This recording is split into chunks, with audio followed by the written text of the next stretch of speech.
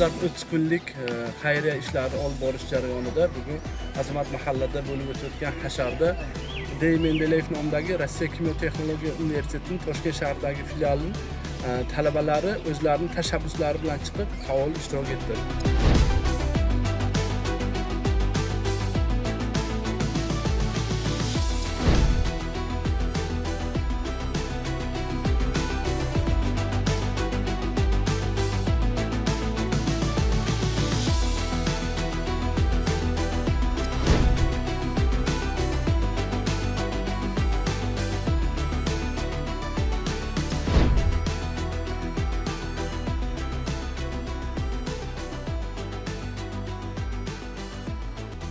Ancha vaqtdan buyon ishsiz yurgan edim. Tuman bandlik bo'limiga murojaat qildim va bugungi kunda o'zim ishimga Ancha vaqt ishsiz edim.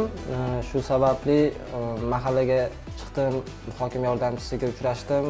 Ishsiz yurganimni aytdim. Shunda menga bir takliflar berdilar. Takliflari o'zingni o'zing band qilib, kredit olsang bo'ladi dedilar. Mahallani o'ziga chiqqanimda kreditim chiqdi.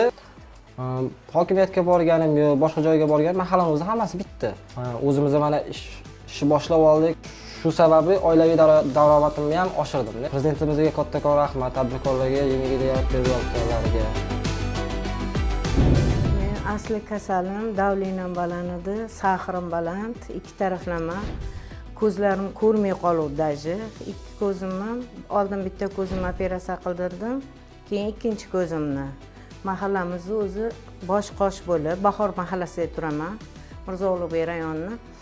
Mahallamizni o'zi eshigimizni taqillatib kelib, nima dardingiz bor, ayting degandan keyin sog'ligim haqida gapirib berganimdan keyin больницаga yotishimga yordam berishdi, ko'zlarimni operatsiya qilishga pul ko'chirib berishdi, produktda yetmagan produktlarimni olib kelib berib, har taraflama yordam berdi. Prezidentimizga katta rahmat deyman. Allohim qo'llab-quvvatlasin. Umrlariga Allohim umr qo'shsin iloyim. Yiqilishni boshladim. To'g'risini aytganda ko'zim yetmadi bu narsaga. Mahallaga bordim. Mahalladan shu inson ko'maklariga 17 million pul ajratib berildi. Hozir operatsiya bo'ldik shu 19-kvartalda Baxtli hayot klinikasida. Ojiz ayollarga shuncha yordam berayotgan yurtboshimizga katta rahmat.